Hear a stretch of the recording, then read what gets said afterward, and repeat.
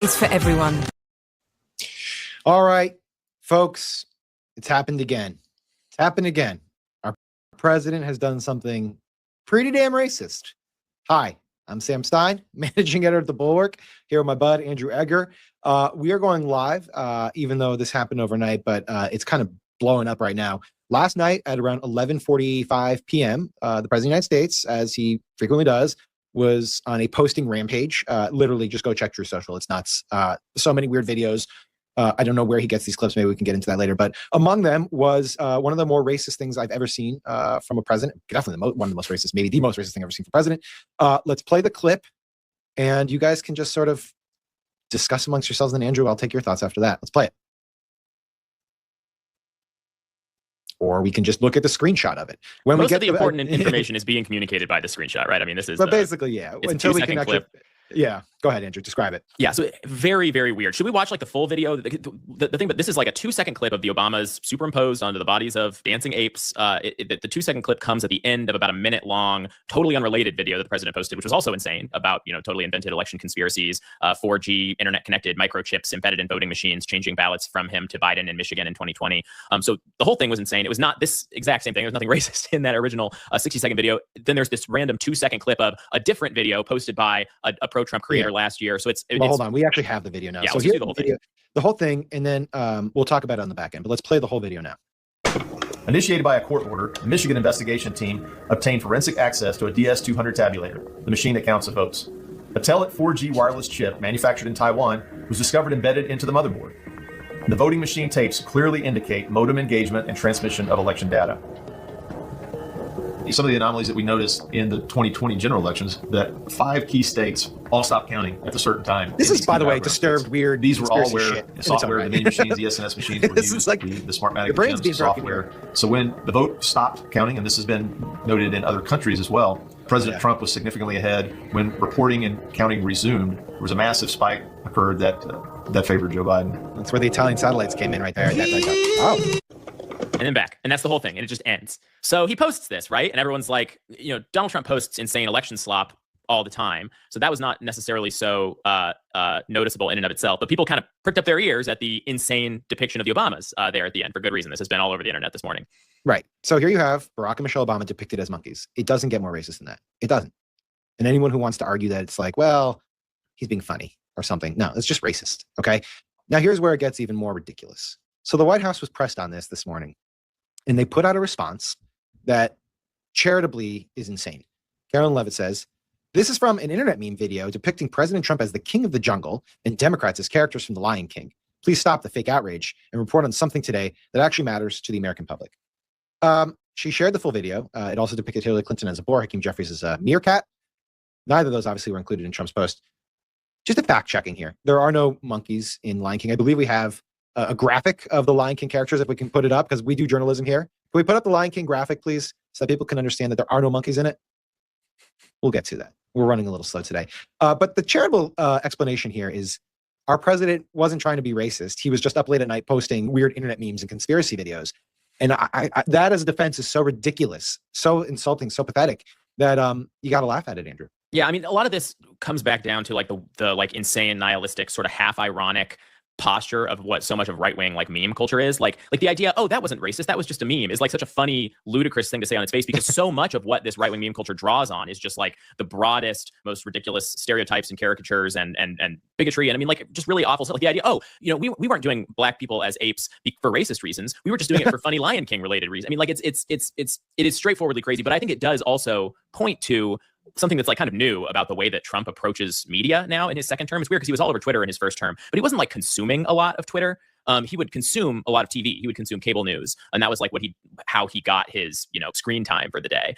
Ever since he built Truth Social, he has been noticeably different in the way that he approaches just sort of like being on the screen. And it is that he is actually mainlining his own algorithm of like the craziest, most slop-filled, most hate-filled, most lunatic studded website out there, and he's just on it all the time. He's like up all night long when he should be sleeping, just scrolling and reposting stuff that he thinks That's is so funny. true. And we're going to get to some of that stuff. Like there's some other videos. I'll push this to the end of our discussion. There's some other videos that if you just went through his truth feed and see what he was reposting, you'd be like, oh my God, like you have an addiction. You got to put this down, and your algorithm is so fucked. It's feeding you nonsense. His brain was already so cooked before this, and like the degree to which he is like enslopifying his own mind every day cannot be overstated. I believe we are able to post the Lion King visual at this point. Look at that.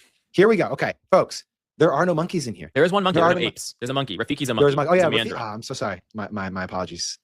There's that. He's the one with the staff. I'm a little bit behind on my Lion King knowledge. My kids are big on Lion King right now. No apes. There are no apes. So it makes no fucking sense. Again, we don't need to equivocate. It's racist or deranged or a combination of the two. It's usually a combination of the two these days with the big. Yeah, but I think here's where I come down. It's like if this was a one-time thing where he just happened to stumble upon a video and maybe he didn't watch the whole way through and blah blah blah whatever. You would have more willingness to excuse the behavior, but this is just obviously a pattern for the guy. And, he'll be out there saying he's the least racist person in the world. But I think fundamentally there's just an obvious pattern here where whether it's the Central Park 5 stuff, whether it's, depicting Chuck Schumer and Hakeem Jeffries in sombreros, just how he talks about Mexicans, how he treats Black female reporters, there is a clear established pattern. And to deny it is to actually be, what's the word? Subjective. You want to be I recently found the best app that lets you stream tons of adult videos.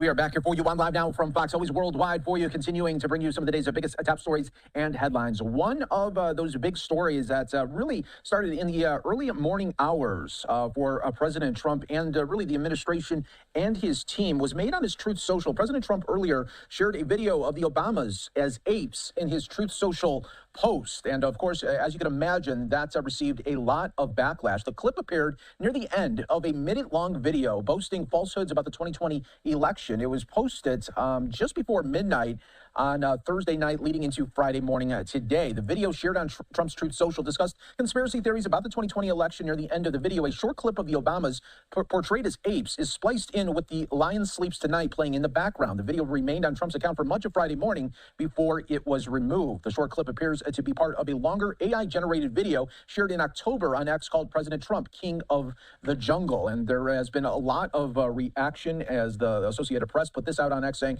President Trump's racist post about Obama's is deleted after backlash. The White House had defended it, but now blames staffer. So, and this was from Senator Tim Scott putting this out on X saying, praying it was fake because it's the most racist thing I've seen out of this White House. The president should remove it. So those were just some of the calls. Even a lot from his own party were discussing it and demanding for it to be taken down as well. What we want to do now, President Trump did comment on this. He is right now up in the air heading to Mar-a-Lago for the weekend, but he did speak to reporters on the plane. We do have audio of what he had to say when he was questioned about this video. Let's listen in.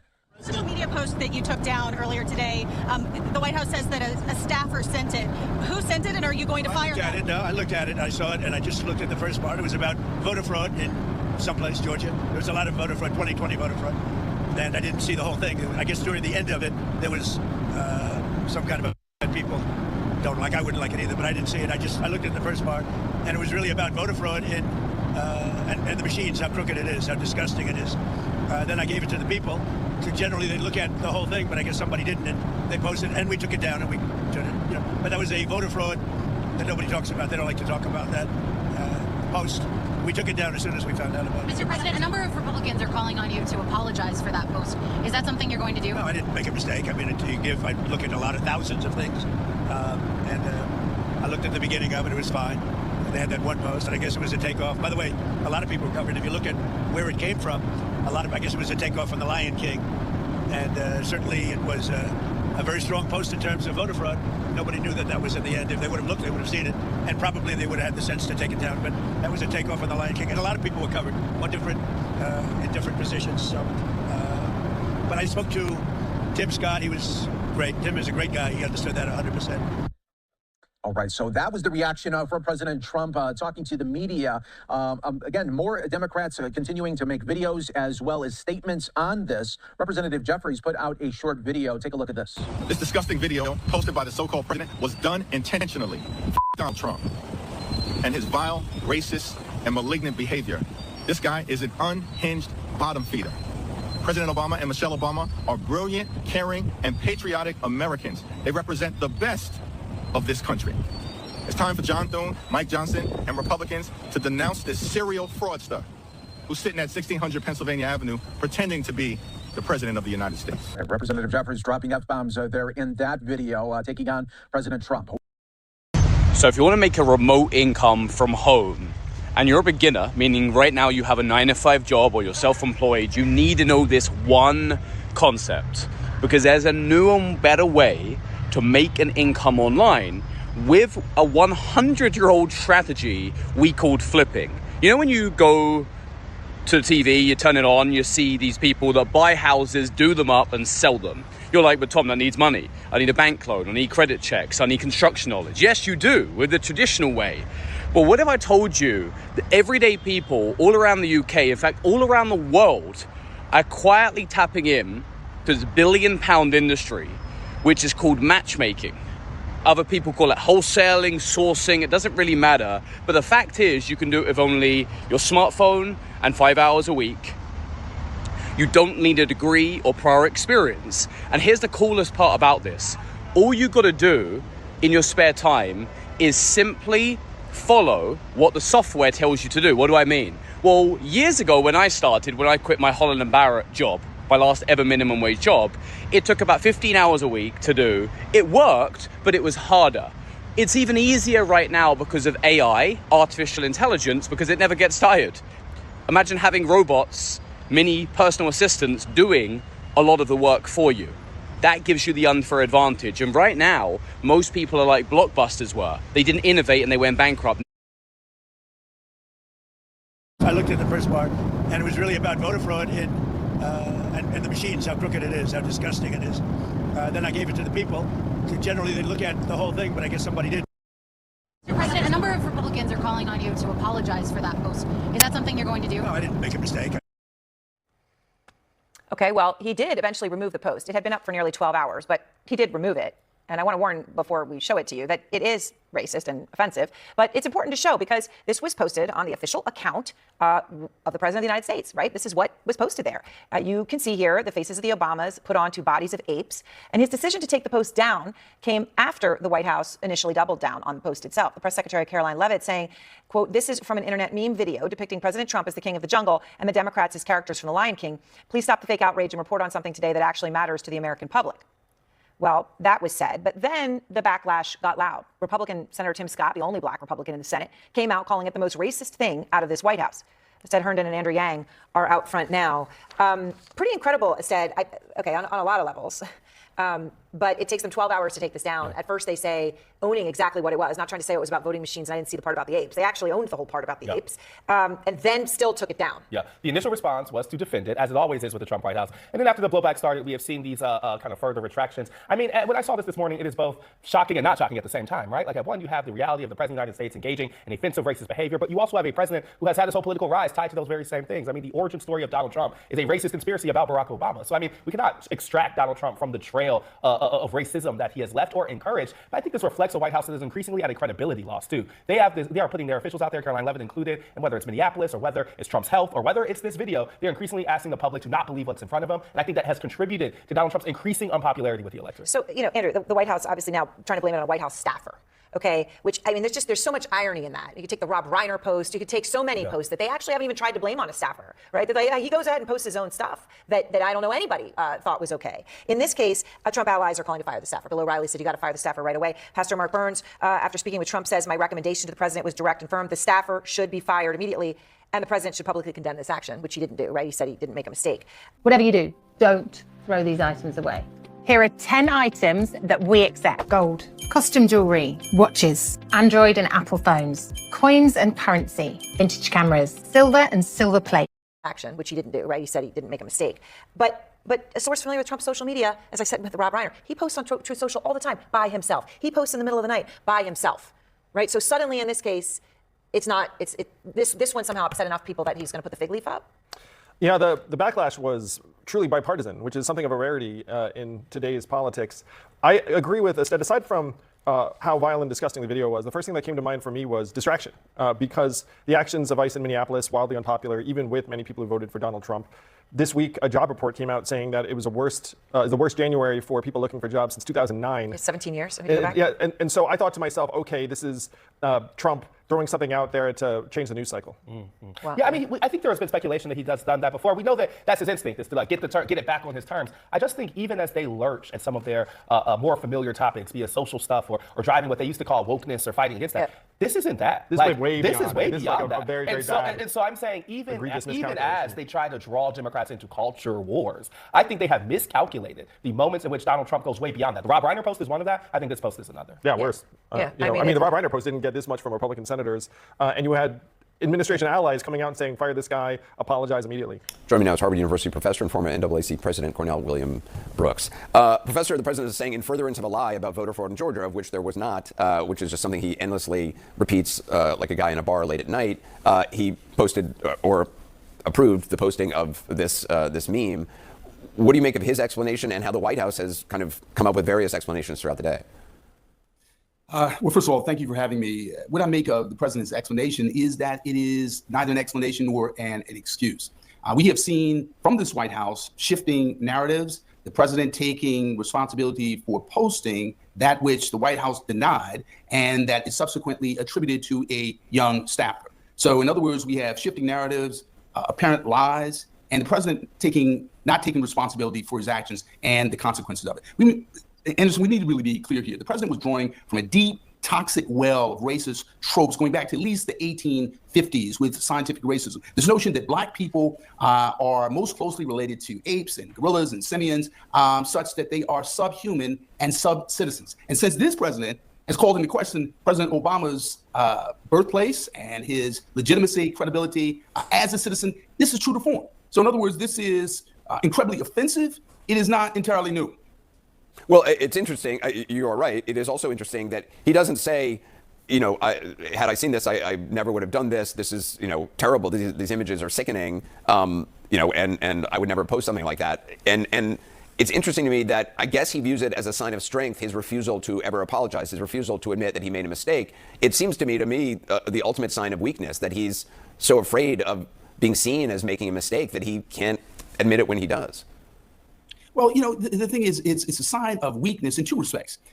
There's a weakness with respect to admitting a wrong and taking responsibility, but there's also weakness with respect to his inability to resist this racist impulse to demean, to degrade, to belittle Black people generally and the country specifically. And what I mean by that is this president seems to think that he is merely insulting the Obamas and Black people when he, in fact, is also insulting his supporters. What do we mean by that? He seems to believe that his base and white Americans can be so rage-baited and race-baited that they will forget high grocery prices or unaffordable homes or a White House that is in absolute chaos. So in other words, he calls into question the humanity, the intelligence and character of Black people, but he also calls into question the intelligence and conscience of white people. And so he is so small on so many levels. This is, caricature in miniature, microscopic character.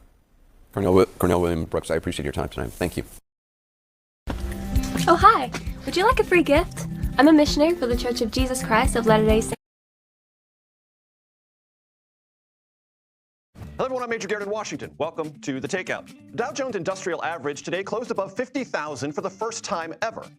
Yesterday in the evening, the White House unveiled its cash-only website where consumers can find a handful of popular prescription drugs at discounted prices. During the Super Bowl this Sunday, a commercial will air touting the economic benefits of soon-to-arrive Trump savings accounts. All of the things I just mentioned, one way or another, are part of the economic and affordability conversation in which this White House plays a central role. And all of it buried under the odious sludge of racism and bigotry, a direct result of and therefore a reflection upon President Trump, his White House, and its intentionally provocative social media habits. You know the essence of this story. President Trump at 11:44 p.m. Eastern last night reposted a video with mind-numbing prattle about voter fraud in the 2020 election. Near the end of that video, there is a clip depicting former President Barack Obama and First Lady Michelle Obama as apes.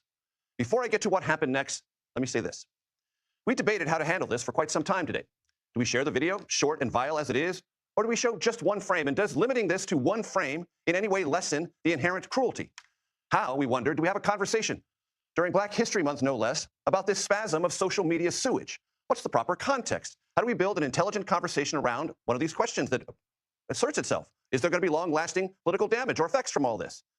As you might imagine, booking a conversation like that brings its own challenges. There's social media courage, then there's TV courage. There was more this day of the former than the latter. But as ever, we will do our best.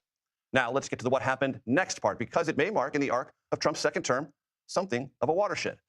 Republicans who dared speak about this used unflinching terms to denounce the repost. South Carolina Republican Tim Scott, an ally of the Trump White House, said this: praying it was fake because it's the most racist thing I've seen out of this White House. The president should remove it. Note the phrase, the most racist thing I've seen out of this White House, meaning by any fair interpretation that it sits atop a list of racist things Senator Scott has noticed before. A small GOP cascade then followed. New York Congressman Mike Lawler, incredibly offensive. Mississippi Senator Roger Wicker, totally unacceptable. Nebraska Senator Pete Ricketts, a reasonable person sees the racist context. Maine Senator Susan Collins, appalling. At first, the White House, through Press Secretary Caroline Leavitt, mocked inquiring reporters as peddlers of fake outrage. But this time-tested Trumpian retort, so frequently resilient, crumbled under the weight of its own indefensibility. Then came something almost as shocking. The White House reached, maybe clutched is a better word, for the oldest con in politics, anonymously blaming a low-level staffer, also nameless, for the mistake. No responsibility from the president. Just before noon, that repost was taken down. The handful of Republicans who called for an apology and the internet has recorded your names, well, you've been left wanting. We turn now, or I look straight ahead, to Weijia Jiang at the White House. Weijia, this happened within an hour in which there were dozens upon dozens of posts and reposts. That's interesting to note. And also we have reporting that the president today spoke to Tim Scott, the Republican senator from South Carolina. With Paddy Power, get a completely free bet builder on Liverpool v Man City and use it with Paddy's Super Sub, where your bet rolls over to the player coming on. All subs are super. Don't forget to use Super Sub on your free bet builder with Paddy Power. South Carolina? Major, that's right. The president, or I should say, the president's official account on Truth Social, shared this racist video as part of a tweet storm that started around 10:45 p.m. And this particular video was shared at 11:45 p.m. And so the reason that matters is because, as you laid out, right now the White House says it was an unidentified staffer who was responsible for this. And I can tell you all day, we have been pressing the White House about who this person was, what kind of access does he or she have to the president's phone and social media accounts, and what kind of consequences, if any, this person will face. And Major, so far we have heard nothing. But to your other question, yes, the president, we have learned exclusively here at CBS News, called up close ally Senator Tim Scott, who is also notably the only black Republican in the Senate. He told Scott through our reporting that it was a staffer who made this mistake and then said he would take it down. But Major, the reason why your timeline that you just laid out is so critical is because it seems that initially the White House did not understand the harm and the pain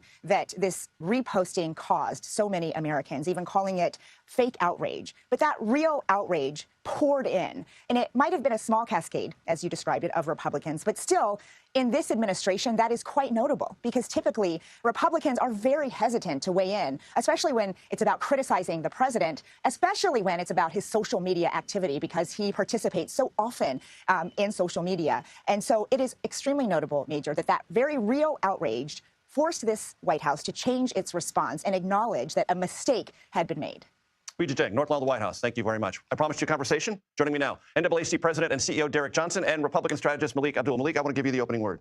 Well, I'm glad. On this day. Yeah, so I'm actually glad. Well, first of all, thank you for having me. Obviously, this is my first time here on CBS in general. Great to have you. So I'm glad that the president deleted the tweet. I hear what they say, and I'll be honest. I don't believe that this was a lower level staffer. I don't believe that it wasn't intentional. And I say that because this is one of many instances where the president or the people around the president have made sort of these type of things that could be racially, we'll say even racially insensitive, and the White House hasn't backed out from it. We saw that this time last year with the Doge staffer, and JD Vance was one of those who said that the person who made those, he was a young guy, bring him on back. We saw it again with the New York Republicans, where they made both racist and anti-Semitic marks with the New York Republicans. JD Vance kind of embraced him then. We saw it in 2024 when we were saying, hey, what you're saying about the Haitians eating dogs and cats, that has a tone to it that we don't like. So I don't believe that, for one, Donald Trump didn't post this himself, and I'm glad that you did the reporting because they were specific. If a lower level, and I'll tell you, if a lower level staffer had indeed done that, then it would have been very easy for the White House press secretary, Caroline Leavitt, to immediately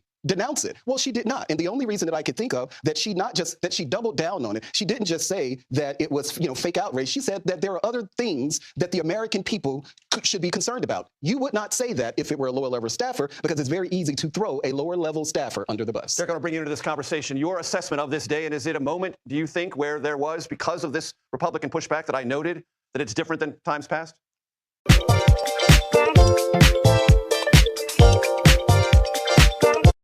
Pushback that I noted, that it's different than times past? Be clear, the president either posted this or directed for this to be posted. We have been ringing the alarm for over a year since he assumed the position for his second term. This is consistent with the tone and the voice of the president. Finally, we're beginning to see there is a red line that Republicans say you cannot cross. But unfortunately, for the majority of African Americans across the country, we knew that this is how he felt about the community. He has demonstrated that throughout his second term. In fact, his first term, and the policies that he advocated for, the posture that he has taken, and his reaction to African Americans, particularly who disagree with his policy and his voice. Do you believe, Derek, that this will have long-lasting effect on the president's image within the African-American community in our country? I think the African-American community, for the most part, have made their mind up about his image, what he represented, who he is. This is just another example, an extreme example. We begin to question whether or not he has the mental capacity to continue to serve as president. We are looking at an individual who have demonstrated diminished capacity and sensitive behavior towards communities that he doesn't believe should be considered as citizens, dehumanizing approaches such as this. This is an old tactic to dehumanize communities so you can justify aggressive policies towards their existence. This should be extremely concerning, not only to African Americans, which it is, it should be extremely concerning to all Americans. And I am finally glad to see there's possibly a red line that has been drawn. Malik, the president talks with justifiable pride about how he did with the African American community in the 2024 election and the Latino community.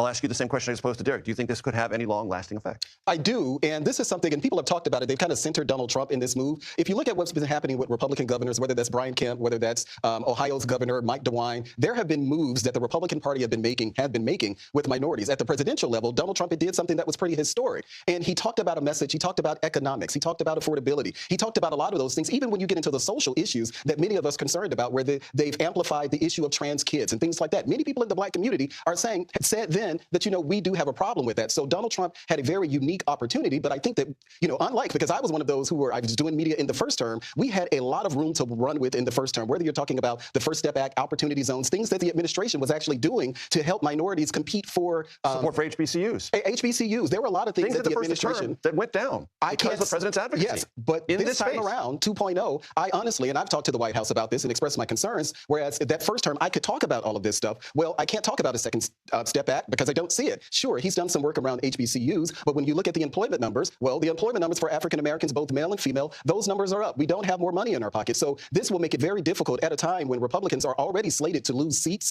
in more than likely in the House rather than the Senate. It will make it very difficult to message, well, what do we get out of this? Because that's going to be the question going into the fall. Donald Trump won't be on the ballot, and you'll have many people, as I've been asked, even coming on the show, what did we get out of this? And if Donald Trump doesn't have a better economic message, and even messaging coming from the White House, leave the memes alone and all of those sort of things, if he doesn't have a better message, a better footprint in the Black community as far as the progress, because I think what we do, we kind of overstate the notion that somehow the federal government does something exclusively for Black people. Well, the federal government doesn't do that, but he has to give us something to work with, and what he's doing right now is something that is actually just going to push back all of the gains that he made. Derek, I described this as a conversation. I want you to have the last word and engage Malik if you want to, or any of the Republicans in my audience watching this who might be wondering what your appeal or message to them might be in this particular painful moment. Well, the real question for me is, as president of the most powerful nation in the world, surely there's something else that he could be working on and doing other than sending out negative, nasty, unhinged messages on social media platforms. I mean, we have an economic crisis. We have a crisis around global warming. We have a crisis in terms of our immigration concerns and how ICE is addressing citizens and non-citizens, but particularly citizens.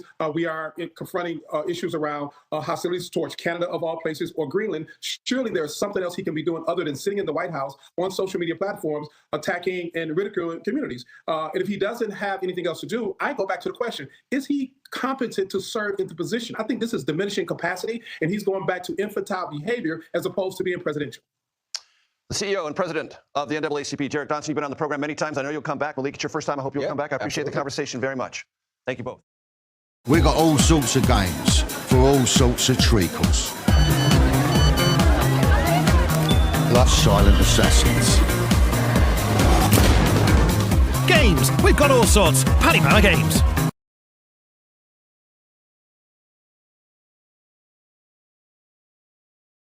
The first statement that the White House put out today, this morning, about this video was from the White House press secretary, where she said this was fake outrage, faux outrage, and that all the president did was repost a video, a meme video that depicted him as the king of the jungle and some Democrats as characters from The Lion King. There is not one ape in The Lion King. Not one ape. There's a baboon, Rafiki, but there are no apes in The Lion King. So the reality of the situation is that the trope of depicting black people as animals, close to apes, actually did not start as an insult nor as a joke. It started as justification for the rape and pillage and enslavement of African people on the continent. You can literally, on the continent of Africa, you can literally look it up. And it was what the white Europeans perfected that the Americans used to justify chattel slavery. Take that all the way up to the civil rights movement. Again, the trope reappeared to justify why black people in this country shouldn't vote. And there's a direct line from what the white Europeans cooked up in the 1700s to this particular White House that now seems to deem anyone who is not a straight white man a DEI hire and not there because of merit. So know your history. Yes, this is in fact a distraction. That don't mean we're not going to address it, though, because it is Black History Month. Only 6 days in, damn it. Y'all need to pull it together. Well, not too much more to say after that, because it is a perfect summation, Professor, of where the country finds itself right now. My take on this today was really a hard one, because this is what Donald Trump thinks of black people. Yes. I appreciate the history lesson. I appreciate the connection because it's very important. But at the end of the day, this is what this man, as President of the United States, thinks of black people, irrespective of their title, position, their accomplishments, their successes, their failures, who they are, who they aren't. You are black, and that's enough for me. His history, his first public discourse on the subject of race occurred in 1973-74 when he was sued by the Department of Justice for discriminating. Why? Because he didn't want black people to live in the apartments that his name was on. So this, for me, is just a continuation of the Donald Trump story that many of us have been trying to get both black and whites inside the party to understand and stop shilling for this person the way you have. Because guess what? You own this thing now, too. You own this. So it's great people coming out today, Professor, and saying, this is the most racist. Oh, my God. Where were you when there were shithole countries? Where were you when there was talking about black people and black women in particular, calling them piggies, calling them names? Where were you then? I don't believe this is the most racist thing Tim Scott's heard in the White House. Okay, thank you. That's just the first thing. I don't believe that. I don't believe that's the worst thing. I have been to South Carolina. I know some of the things that are said in this White House. I don't think it's the most racist thing Donald Trump has ever said. We still don't know what might be on the cutting room floor from The Apprentice, but I've heard stories because I talked to people who actually worked on The Apprentice. So none of this ever shocks me. It also, because it's Black History Month, and because of the Epstein files, and because of the economy, I don't allow him to elicit my outrage. There you go. Because I'm infinitely more disgusted. This man is bankrupting people. I am infinitely more disgusted this man is taking away health care. I am infinitely more disgusted that this guy does not care about the fact that he socialized with alleged child rapists and molesters for years and years and years. This is just part and parcel of what Donald Trump has always been. And I'm also never impressed by Republicans who now, when the heat is finally hitting them about ICE, about the economy, about everything else, now they can suddenly say, well, I guess we can sort of admit he's racist. He's always been racist. That's not new. It's not new. And I can pat my head and rub my tummy, and I don't have to be able to look at his racism and have that distract from the other ways that he is destroying this country. Well, it's not new, and it's not just in the language or in the rhetoric. It's also steeped so deeply into the policies of this administration. I mean, I think back to the way Donald Trump originally came to power with birtherism, which, yes, is fundamentally racist, but is also this questioning about who is deserving of being American, who is considered legitimate in their American identity and in their power as American. And there's an absolute through line there to his attacks on voting, to his attacks on the 14th Amendment, to what we are watching play out in Minneapolis and all across this country as his deportation force goes into American cities and is in many cases taking American citizens and detaining them because the Supreme Court of the United States has condoned racial profiling. So, Michelle, draw for me a line from what we are hearing from this White House and what they're actually doing. Well, and I think, to bring it back to Minneapolis, I mean, the reason that they went in there in the first place was not because there was some sort of crisis of undocumented immigrants. There are fewer undocumented people in Minnesota than in the average state in this country. They went in there because of this demonization campaign against Somalis in particular, right? And then that's also why they went into Lewiston, Maine. Lewiston, Maine, for a long time, was held up as this immigration success story, a town that had been revitalized by immigration after kind of being hard on its luck after the mills closed. Again, they go specifically into Lewiston, Maine. Then there was news earlier this week. I was in Springfield, Ohio, because there was plans to go into Springfield, Ohio, a town that's been revitalized by Haitian immigrants and that's been targeted over and over by this administration. They've tried to take away TPS status for Haitians, who are here legally because they have temporary protected status. Everybody knows that Haiti is not a safe place for people to return to, and nevertheless, they've tried to claim in court that it is, that somehow the crisis there is over. So the way that they're doing mass deportation is by ethnic group, which is, there's a name for that, right? And so I just think the reason that Donald Trump is president is because he channeled white rage towards Barack Obama with his birtherism conspiracy. And it's been, I mean, not just racism, you know, Donald Trump has also channels a lot of misogyny, but racism has been absolutely a through line in his two presidencies now. And the reason that this moment I think is interesting is that there's so much denial among Republicans who will insist that kind of Donald Trump isn't what we can all see that he is. And then every so often something happens where that denial becomes unsustainable. And they all, you know, it happened kind of after January 6th. It's happened at a couple other moments. It never lasts, but there's always this moment where you can see him clearly, and even they have to somehow respond to, you know, the obscenity of having this man in the White House. Yeah, I mean, we want to chime in, Yeah, Jason? I also want to add that, like, let's be clear about everybody who's responsible for this, right? It's not just that you have white Americans who are racist, whatever, but Republicans, they can't sell their racism without the active participation of black and brown people, okay? We can look at Candace Owens, okay? We can look at some of the things that Byron Donald has excused. We can look at some of the things Tim Scott has excused. Nick Fuentes, Enrique Tarra, the head of the Proud Boys, they can't even sell racism without black and brown people helping them, and that's part of the problem. So again, I think it's important for us to highlight what Donald Trump has always been, but we have to make sure that we look at racism and systematic racism and white supremacy and all these sorts of things as a group project. And it gets really lazy if we just say it's Trump and his administration. There are lots of people participating in this kind of problem. And that's what I think America needs to understand. Because as long as we just think it's him being a bad outlier and it's his party sort of protecting him, we forget about the fact that this is a pervasive problem. Whether you're looking at ICE, whether you're looking at policing, whether you're looking at the Department of Justice or anything else like that, is a larger issue than just one bad president. He is a symptom, not necessarily the cause of these problems. Well, the problem is in America, we have never truly reckoned with how this country came to be in the first place. And so when we discuss white supremacy, we don't talk about it as an ideology, but that is in fact what it is. And because it's an ideology, black people can be white supremacists. Come on now.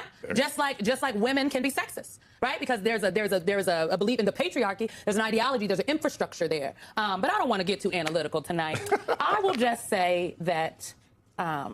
You pride yourself on being analytical, and we live for it, Simone Sanders Townsend. On tonight of all nights, I want to hear that analysis. And I just want to tell you, I'm not sure where this happened. One of our producers jumped in my ear. The President of the United States was just asked about this by several reporters at the White House, and he dodged all of those questions, Simone. I mean, because the actual answer is, you didn't think it was funny? Of course, this is what I think. Let's move on. Why is this a big deal for you? That's the actual answer, because that's the truth of who he is. But it's just a little too untoward, given the outrage from every corner of the political spectrum today, for him to say that. But there's one thing about this president. He has been wildly consistent in who he is. And so maybe I think the issue that Jason Johnson and the chairman are raising here is that there are a number of people that have yet to reckon that not only did they excuse the president's racism and sexism, right, and his love of white supremacist ideology, because that is in fact what the great replacement theory is rooted in. Okay, this idea that now the Republicans are saying Democrats are shipping in, they're letting in all of these brown people to vote for them, and they're trying to replace us. So we have to send them back to where they're from. That's what Stephen Miller's saying. That is white supremacist ideology. But if we call it that and we say that, and there's a lot of people that think that they're good and moderate and the good guys, okay, and that are just waiting until Donald Trump is out of here, and then we're going to go back to how it was. There are a lot of people that they need to reckon with they themselves. Okay.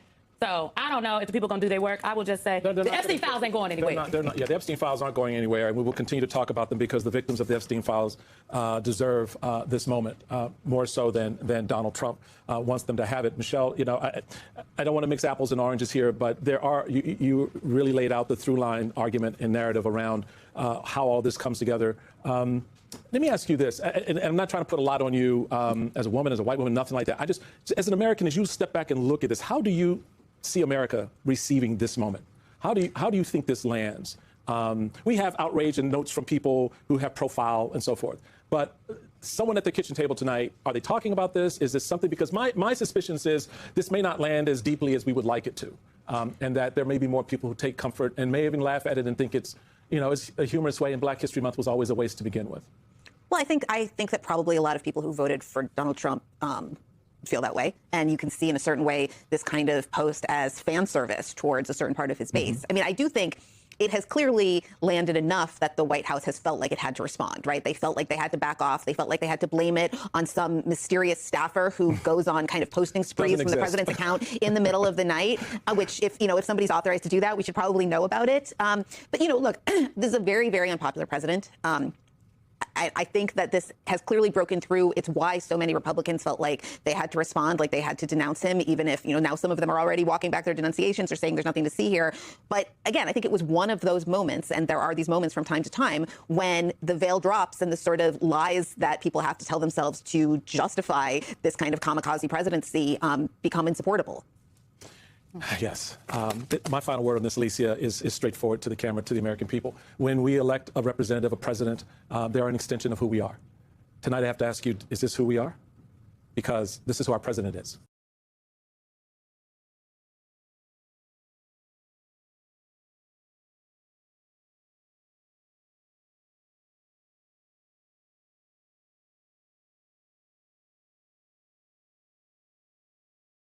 At IHG